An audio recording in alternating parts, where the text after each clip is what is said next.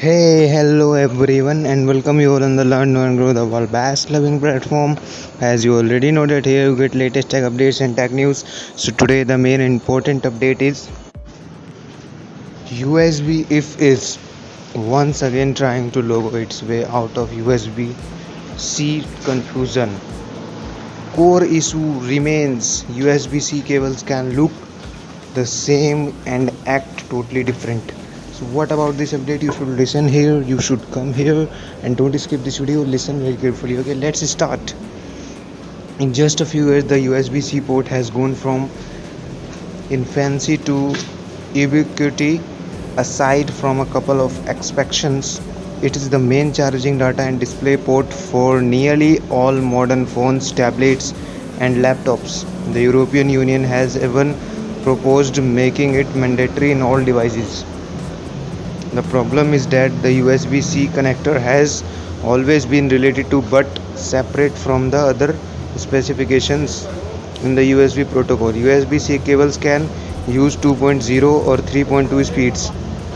They can support multiple charging wattage. They can either have or not have Thunderbolt support, and even Thunderbolt cables can be either active or passive. The connector is the same but the capabilities are not. The group behind USB if has always taken a hands off approach to his problem,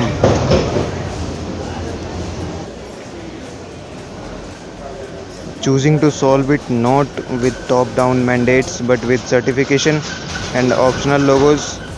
Today the group announced a new batch of logos PDF intended to demystify the USB-C 2.1 and USB power delivery USB PD 3.1 standards that were announced earlier this year. Among other tweaks, the new logos account for USB 4 support as well as an increased maximum USB PD charging wattage from the old maximum of 100 watt up to a new maximum of 240 W. Okay, the new logos account for both speed and charging rate, and different version can be used on the devices packaging as well as the cables and ports themselves. Per usual, since using these logos is not mandatory, you can expect adoption of them to be hit and miss, but buying USB if certified and labeled accessories from reputable sellers is still probably the easiest way to avoid counterfeits and to end up with cable and charges to do what they say they do. Okay, so next update also I want to give you in this video, in the same video. So what is that update? You, if you never skipped the video, then you can know about that update also. So listen very carefully. The next update is Apple forgot to sanitize the phone number field for lost AirTags.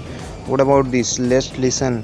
The hits keep coming to Apple's bug bounty program, which security researchers says is slow and inconsistent to respond to its vulnerability reports. This time the du jour is due to failure to sanitize a user input field, specifically the phone number field AirTag owners use to identify their lost devices. Security consultant and penetration tester Bobby Roach discovered the Apple's AirTag tiny devices, which can be affixed to frequently lost items like laptops, phones, or car keys, don't sanitize user input.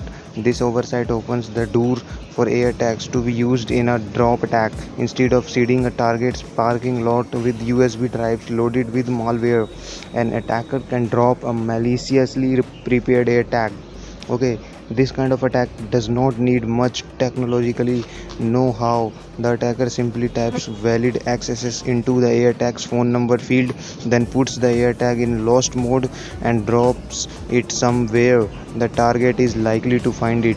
In theory, scanning a lost AirTag is a safe action. It's only supposed to pop up a web page at https found.apple.com. The problem is that found.apple.com then embeds the contents of the phone number field in the website as displayed on the victim's browser unsanitized. Okay, the most obvious way to exploit this vulnerability, Roach reports is to use simpler accesses to pop up a fake iCloud login dialog on the victim's phone. This does not take much at all in the way of code. Script window dot location. I will give you an image, okay, and you can watch this. If found.apple.com incontinently embeds the accesses above into the responses for a scanned AirTag, the victim gets a pop-up window which displays the content of badside.tld-page.html. This might be a zero-day exploit for the browser or simply a phishing dialog. Roach hypothesis: a fake iCloud login dialog which can be made to look just like the real thing, but which dumps the victim's Apple credentials onto the target server instead. Although this is a compelling exploit, it's by no means the only one available. Just about anything you can do with a web page is on the table and available. That ranges from simple phishing as seen in the above example to exposing the victim's phone to a zero-day no-click browser vulnerability. More technical detail and simple video displaying both the vulnerability and the network activity is powered by Roach's exploit of the vulnerability as available at Roach's public disclosure on Medium. Okay, according to reporting from Krabs on Security, Roach is publicly disclosing the vulnerability largely due to communication failures from Apple, an increasingly common refrain. Roach told Krabs that he initially disclosed the vulnerability privately to Apple on June 20, but for 3 months all the company would tell him is that it was still investigating. This is an odd response for what appears to be an extremely simple bug to verify and mitigate. Last Thursday, Apple emailed Roach to say the weakness would be addressed in a coming update, and it's asked that he not talk about it publicly in the meantime. Apple never responded to basic questions Roach asked, such as whether it had a timeline for fixing the bug, whether it planned to credit him for the report, and whether it would qualify for a bounty. The lack of communication from Cupertino prompted Roach to go public on Medium, despite the fact that Apple requires researchers to keep quiet about their discoveries if they want credit and or compensation for their work. Roach expressed willingness to work with Apple but asked the company to provide some details of when you plan on remediating this and whether there would be any recognition or bug bounty payout. He also warned the company that he planned to publish in 90 days. Roach says that Apple response was basically, "We would appreciate it if you didn't leak this. We have reached out to Apple for comment and will update here with any reply." Okay, so this was the main update which I had to give you. Thanks for coming here. Thanks for listening. Thanks for supporting. Thanks for subscribing.